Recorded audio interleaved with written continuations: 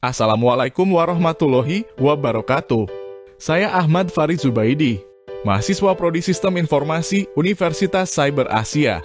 Saya akan mempresentasikan jurnal penelitian adopsi dan penggunaan teknologi fintech, analisis kualitatif dan tantangan keamanan serta persepsi pengguna. Fintech atau finansial teknologi adalah sebuah industri yang menggabungkan bidang keuangan dan juga teknologi.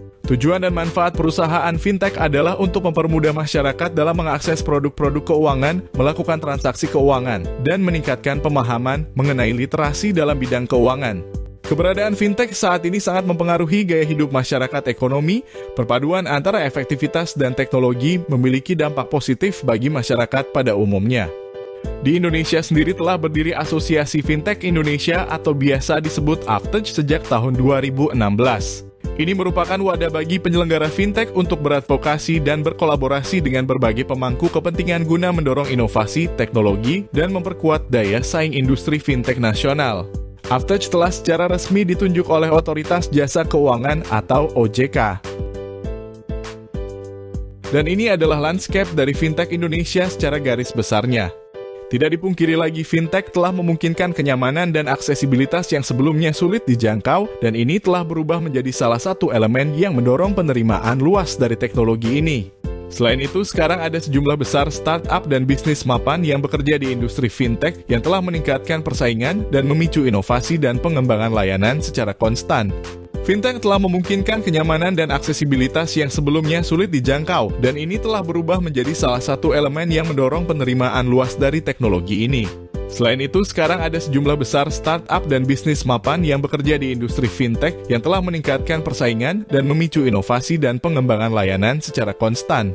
Melalui studi ini diharapkan mendapatkan pengetahuan penting tentang bagaimana fintech memengaruhi perilaku keuangan pengguna, persepsi keamanan, dan efek yang lebih luas dari penggunaan teknologi ini dalam konteks keuangan. Dewasa ini banyak proses bisnis telah berubah sebagai akibat dari integrasi teknologi ke dalam penyediaan jasa keuangan. Teknologi, UMKM jasa keuangan, dan hukum adalah beberapa variabel yang mempengaruhi pertumbuhan gerakan fintech di Indonesia saat ini. Kemudian kami menggunakan berbagai elemen tersebut sebagai anteseden penelitian. Setiap prekursor ini memberikan kontribusi unik bagi pertumbuhan tren fintech di Indonesia. Manfaat fintech tersebut dapat berdampak pada antusiasme masyarakat dalam merangkul layanan keuangan berbasis teknologi. Dalam situasi ini, fintech dapat mengambil peran perbankan sebagai financial service dengan syarat yang lebih sederhana dan efektif. Selain itu, M&A saat ini dan akan terus menjadi topik populer yang mencakup pembayaran seluler yang cepat dan cara hidup yang cerdas. Sementara itu diharapkan akan membuat kemajuan dengan kutipan. Selain itu, analisis overlay dan analisis burst detection mendorong mahasiswa yang tertarik dengan fintech untuk memahami perubahan dinamis secara lebih intuitif. Temuan keseluruhan disajikan bersama dengan masalah yang ada dan potensi jalur, penelitian, dan perluasan di masa depan. Penelitian ini menggunakan teknik penelitian kualitatif untuk mengkaji bagaimana warga Jakarta memanfaatkan dan mengadopsi finansial teknologi. 50 responden yang memanfaatkan fintech di wilayah Jakarta mengikuti wawancara mendalam untuk mengumpulkan data.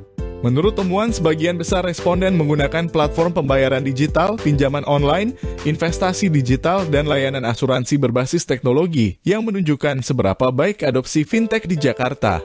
Dengan memfasilitasi akses cepat dan meningkatkan efisiensi proses keuangan, fintech telah memberikan pengaruh positif dalam mengubah perilaku keuangan masyarakat. Namun, masalah keamanan dan kepercayaan pengguna serta perbedaan pandangan tentang fintech di kalangan warga Jakarta terus menjadi perhatian besar.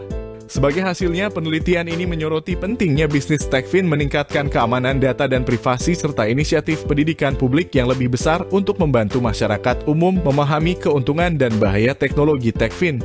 Studi ini menawarkan informasi mendalam tentang kemungkinan dan kesulitan fintech di masyarakat Jakarta.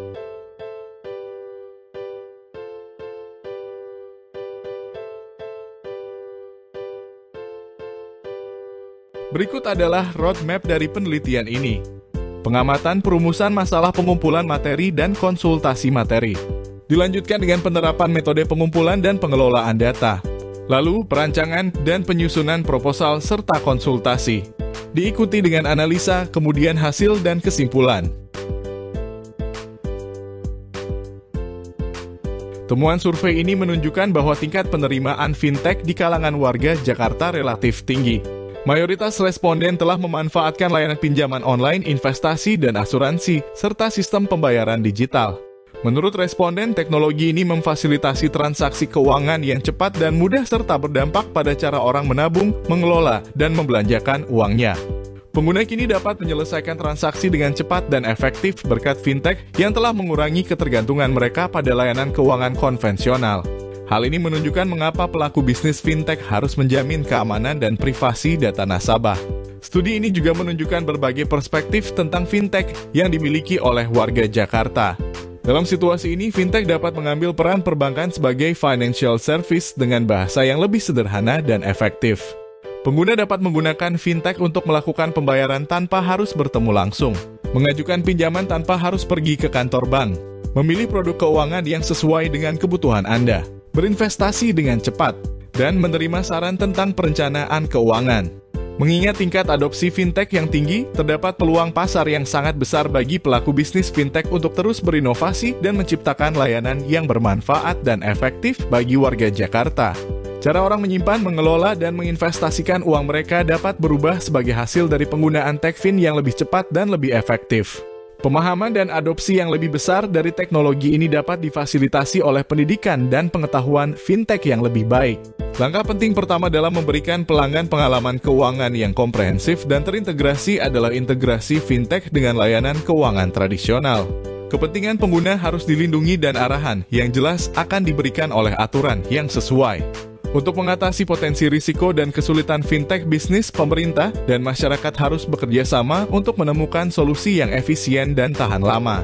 Akibatnya sangat penting bagi bisnis Techfin untuk mengembangkan strategi yang dipersonalisasi dan berfokus pada pengguna. Dan kesimpulan dari studi mendalam tentang adopsi, penggunaan, dan sikap masyarakat Jakarta terhadap teknologi ini dimungkinkan melalui penelitian tentang teknologi fintech. Temuan menunjukkan bahwa penerimaan fintech di Jakarta relatif kuat dengan pelanggan merangkul berbagai layanan termasuk pinjaman online, investasi digital, sistem pembayaran digital, dan asuransi berbasis teknologi.